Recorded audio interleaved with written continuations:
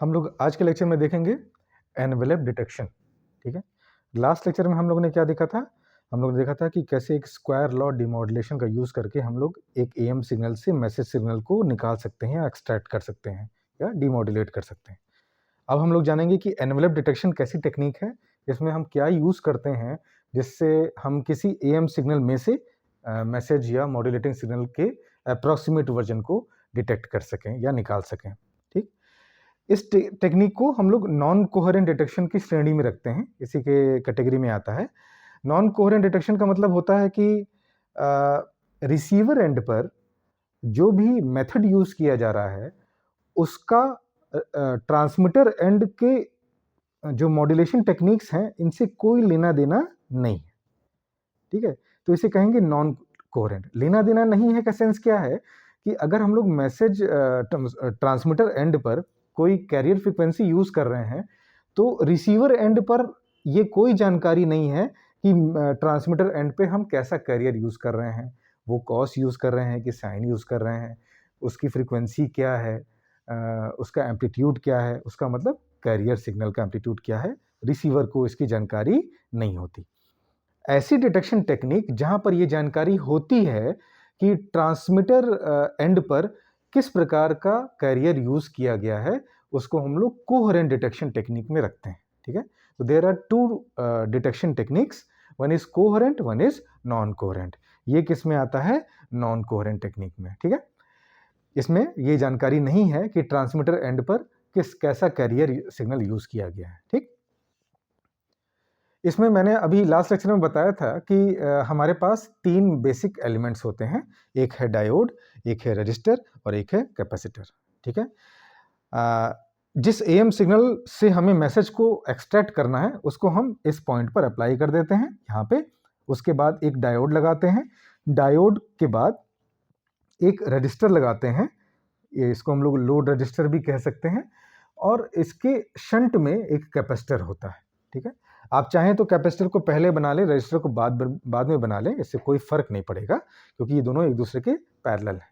और हम लोग आउटपुट जो है वो इसके पैरेलली ही लेते हैं। तो ये जो एम ऐसे इस तरह का सिंबल, एक अप्रोक्सीमेट वाला सिंबल और टी लिखा हुआ है, ये क्या है? This is the output of this circuit.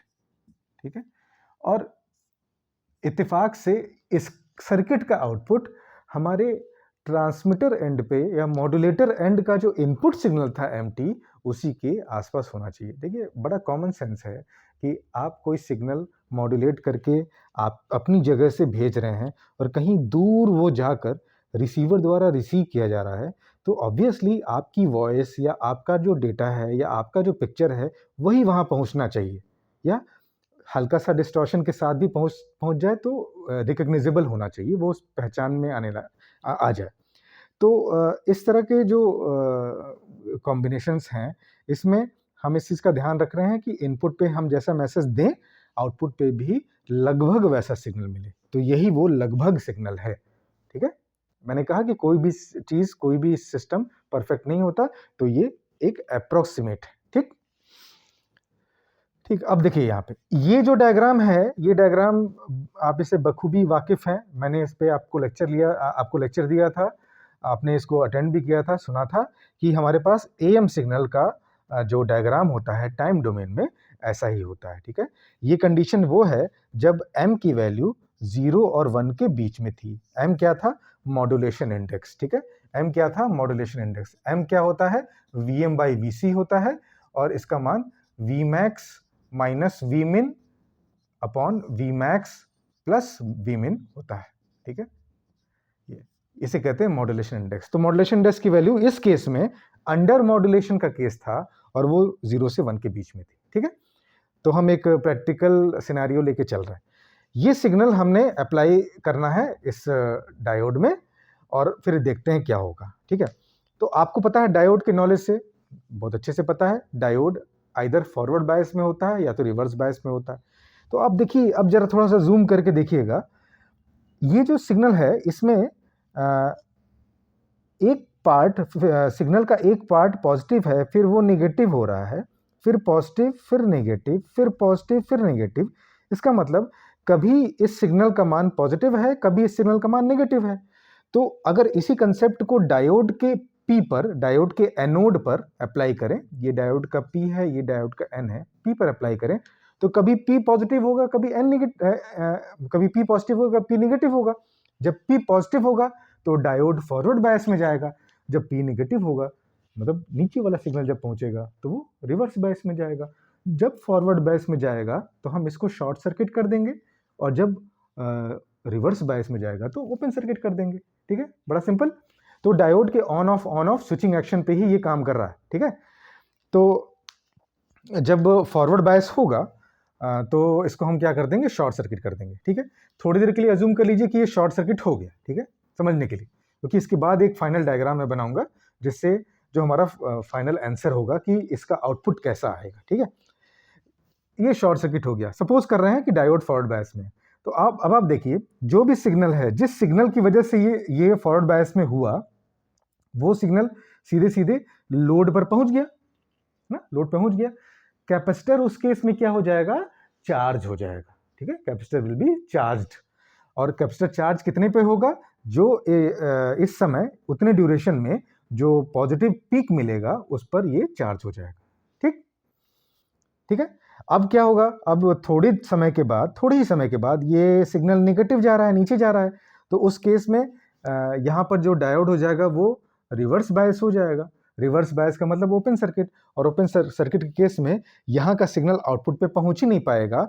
Output पे केवल वही सिग्नल, उतना ही सिग्नल रहेगा, उतनी एनर्जी रहेगी जितना इस कैपेसिटर और रजिस्टर के सर्किट में रहेगी। ठीक है, तो वो जो एनर्जी यहाँ पर रहेगी, जो वोल्टेज रहेगा, वो उस समय एग्जिस्ट करेगा, और वो धीरे धीरे इस रजिस्टर से डिस्चार्ज होगा। ठीक है, फिर थोड़े समय के बाद फिर ये पॉजिटिव हो जाएगा, फिर ये डायोड शॉर्ट सर्किट हो जाएगा, फिर सिग्नल से ये कैपेसिटर और चार्ज हो जाएगा। जब चार्ज हो जाएगा तो इस पे आउटपुट पे एक हाई वैल्यू मिल जाएगी।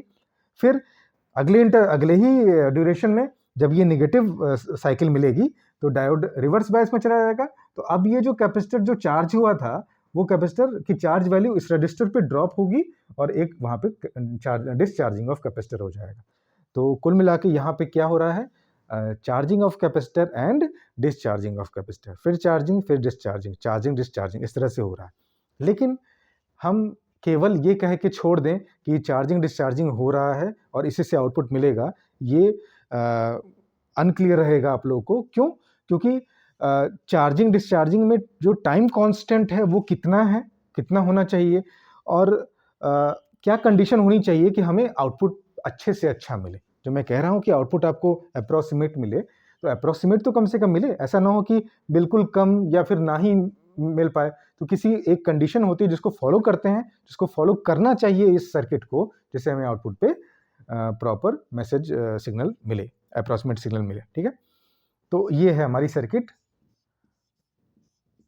एनवेलप डिटेक्टर की। ठीक है, अब हम क्या कर रहे हैं, एक डायग्राम बना रहे हैं, और इसी डायग्राम को थोड़ा बड़ा करके बना रहे हैं, और सारी वर्किंग यहीं से क्लियर होगी कि किस किस समय चार्जिंग हो रहा है, किस समय डिस्चार्जिंग हो रहा है। ठीक है, तो हम यहाँ पे वेव फॉर्म बनाते हैं। ठीक है, इतना आपने नोट कर लिया, अब आगे बढ़ते हैं।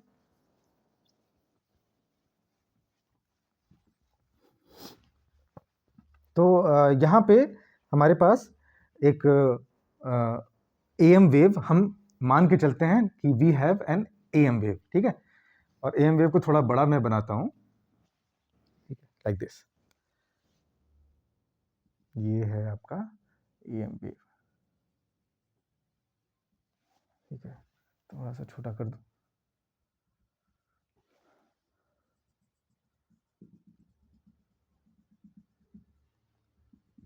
ठीक, अब इतने में आपको समझ में आ जाएगा। मैं ब्लू पेन से इसके अंदर का वेव फॉर्म बनाता हूँ। ठीक है,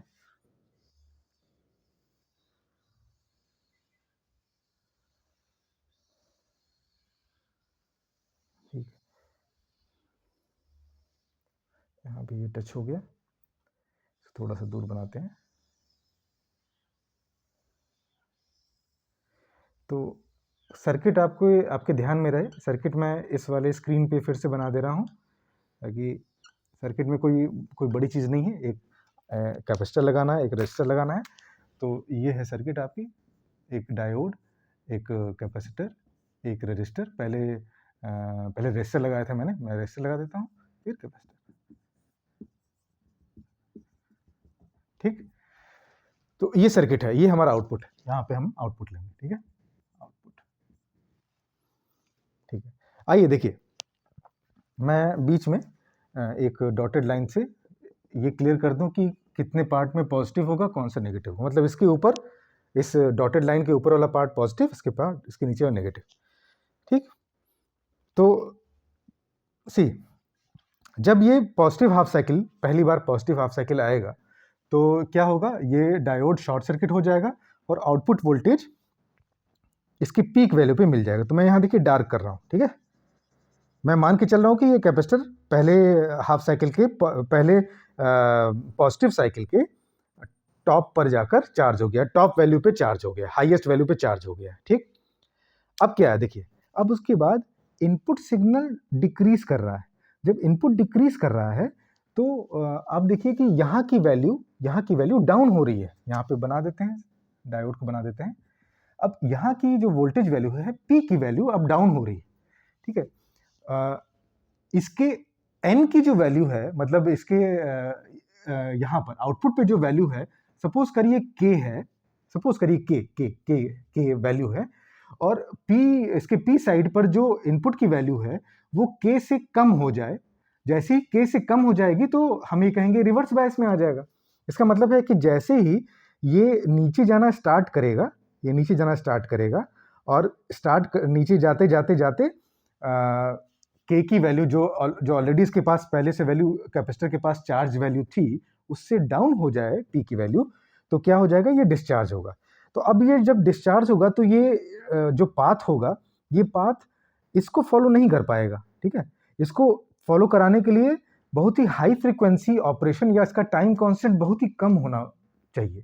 ठीक है, तो क्या होगा, ये डिस्चार्ज हो रहा होगा, आरसी सर्किट डिस्चार्ज हो रही होगी, और होते होते होते होते अचानक से अगली पॉजिटिव हाफ साइकिल आ जाएगी। ठीक है, और जैसे अगली पॉजिटिव हाफ साइकिल आएगी, फिर से ये डायोड शॉर्ट सर्किट हो जाएगा, और डायोड शॉर्ट सर्किट हो जाएगा तो फिर से कैपेसिटर चार्ज हो जाएगा। तो कैपेसिटर कैसे चार्ज हो जाएगा, कैपेसिटर इसको फॉलो करता हुआ चार्ज हो जाएगा यहाँ। ठीक है, अब देखिए फिर से पीक वैल्यू पे चार्ज हो गया।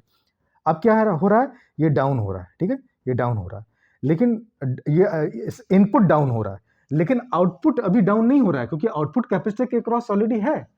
तो जब इनपुट की वैल्यू डाउन होते होते आउटपुट की प्रीवियस वैल्यू से कम हो जाएगी, तब यहाँ पे डिस्चार्ज होना स्टार्ट हो जाएगा, और ये ऐसे डिस्चार्ज हो जाएगा।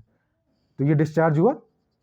ठीक है, अब डिस्चार्ज होने के बाद डिस्चार्ज होते ये डिस्चार्ज करता जाता, अगर अगला हाफ साइकिल, अगला पॉजिटिव हाफ साइकिल फिर से नहीं मिलता, पॉजिटिव साइकिल नहीं मिलता, तो ये डिस्चार्ज हुआ। डिस्चार्ज होते होते अगला साइकिल आ गया। जैसे अगला साइकिल आ गया, फिर से ये डायोड शॉर्ट सर्किट हो जाएगा, और फिर से आउटपुट जो कैपेसिटर है वो चार्ज हो जाएगा। तो अब ये फिर से चार्ज हो जाएगा, फिर डिस्चार्ज हो जाएगा, फिर चार्ज हो जाएगा। ठीक है, फिर डिस्चार्ज होगा, फिर चार्ज होगा। ठीक है, फिर डिस्चार्ज, फिर charge, discharge charge, discharge charge. ठीक है, डिस्चार्ज चार्ज, डिस्चार्ज चार्ज। ठीक है, अब आप देख रहे हैं, थोड़ा आगे तक बढ़ा दूं, डिस्चार्ज चार्ज, डिस्चार्ज चार्ज। ठीक, अब आप देखिए जितनी भी ये जो डार्क वैल्यू है, ये जितनी भी डार्क वैल्यूज हैं, ये वैल्यू जो मैं रेड कर दे रहा हूं इसे रेड, ये सभी जो पॉइंट्स हैं वो हमें आउटपुट पे मिल रहे हैं। ठीक है, पीक वैल्यूज मिल रही हैं, और कोई भी इस वेव फॉर्म को देखे और केवल इस ब्लैक वाले पे ध्यान दे, ब्लैक वाले ग्राफ पे ध्यान दे, तो उसको क्या दिखेगा, उसको दिखेगा एक साइन वेव या एक कॉस वेव, एक ऐसे, ये देखिए वेरी करता हुआ वेव। ठीक है, ये जो कि थोड़ा थोड़ा जिग-जैग मोशन में, देखिए थोड़ा जिग किया, फिर जिग-जैग करता हुआ आउटपुट पे मिल रहा है। लेकिन अगर इसको अप्रॉक्सीमेट किया जाए, सोचा जाए, तो ये वही सिग्नल है जो हमारा मैसेज सिग्नल था एमटी, और जिसको हमने मॉड्यूलेटर एंड पर भेजा था। तो मॉड्यूलेटर एंड पे हमने एमटी भेजा था, और आपको इस वेवफॉर्म के टिप के ब्लैक वैल्यू से ये क्लियर हो रहा है कि ये जो शेप है, ये हमारे ओरिजिनल मैसेज सिग्नल के शेप से मैच कर रहा है। इसीलिए हम कहते हैं कि एनवेलप डिटेक्टर जो होता है, इसके आउटपुट पे एक अप्रॉक्सीमेट मैसेज सिग्नल मिलता है, ठीक है? तो इसमें क्या हो रहा है, इसमें डायोड का ऑन ऑफ प्रोसेस हो रहा है और कैपेसिटर की चार्जिंग और डिस्चार्जिंग प्रोसेस हो रही है, ठीक है? इसमें एक कंडीशन होती है, जिस कंडीशन को ओबे किया जाता है, ओबे अगर करें तो कभी भी इसमें लॉसेस नहीं होंगे या कोई डिस्टॉर्शन नहीं आएगा, ठीक है? तो वो कंडीशन ये होती है, कंडीशन आप लोग नोट कर लीजिएगा, वेरी इंपॉर्टेंट कंडीशन, ठीक है? कंडीशन क्या होती है? कंडीशन टाइम कांस्टेंट एफएम और एफसी के बीच में होती है, ठीक है? तो हम कह सकते हैं कि कंडीशन को मैं थोड़ा ऊपर कर लेता हूँ, कंडीशन, ठीक है? इसमें जो टाइम कांस्टेंट होना चाहिए वो इसे हम लोग कह सकते हैं R इंटू सी हमारा time constant, this must be greater than 1 upon F C and this must be less than 1 upon F M, ठीक है? ये कंडीशन आप लोग याद कर लीजिएगा, ये बहुत इंपॉर्टेंट है, कंसेप्चुअली भी इंपॉर्टेंट है और एग्जाम में भी पूछा जाता है कि what is the condition on this envelope detector circuit in which the signal is properly obtained at the output, ठीक है? तो 1 अपॉन एफ सी, ये एफ सी है, I am sorry, 1 upon F C is less than R C less than F M, ये condition follow होनी चाहिए, ठीक है? ये कंडीशन अगर हम लोग फॉलो कर रहे हैं तो हम लोग डायगोनल क्लिपिंग, जो कि एक प्रकार का डिस्टॉर्शन है, को अवॉइड कर सकते हैं। We can avoid diagonal clipping,